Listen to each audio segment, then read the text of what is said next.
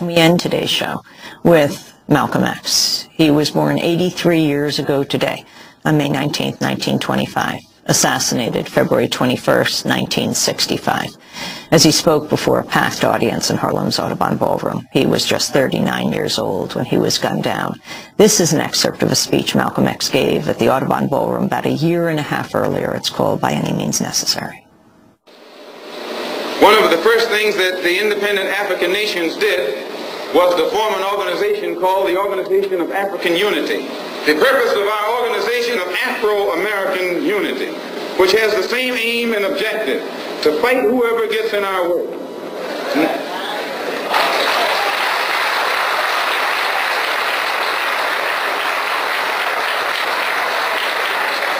To bring about the complete independence of people of African descent here in the Western Hemisphere, and first here in the United States, and bring about the freedom of these people by any means necessary.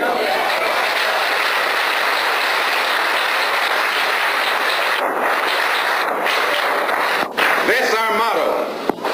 The purpose of our organization is to start right here in Harlem, which has the largest concentration of people of African descent that exists anywhere on this earth. There are more Africans here in Harlem than exist in any city on the African continent, because that's what you and I are, Africans. The Charter of the United Nations, the Universal Declaration of Human Rights, the Constitution of the United States, and the Bill of Rights are the principles in which we believe, and that these documents, if put into practice, represent the essence of mankind's hopes and good intentions, desirous that all Afro-American people and organizations should henceforth unite so that the welfare and well-being of our people will be assured. We are resolved to reinforce the common bond of purpose between our people by submerging all of our differences and establishing non-sectarian constructive programs for human rights. We hereby present this charter. Number one, the establishment. The Organization of Afro-American Unity shall include all people of African descent in the Western Hemisphere. In essence, what it is saying, instead of you and me running around here seeking allies in our struggle for freedom, in the Irish neighborhood or the Jewish neighborhood or the Italian neighborhood, we need to seek some allies among people who look something like we do. And once we get their allies,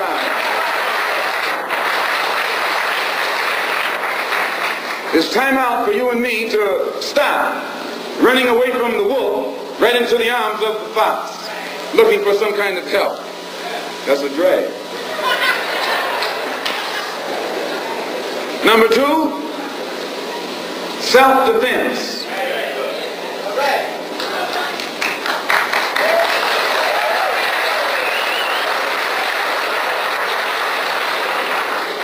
Since self-preservation is the first law of nature, we assert the Afro-Americans' right to self-defense. The Constitution of the United States of America clearly affirms the right of every American citizen to bear arms. And as Americans, we will not give up a single right guaranteed under the Constitution. The history of unpunished violence against our people clearly indicates that we must be prepared to defend ourselves, or we will continue to be a defenseless people at the mercy of a ruthless and violent racist mob. Malcolm X, speaking just over a year before he was assassinated. Malcolm X would have been 83 years old today.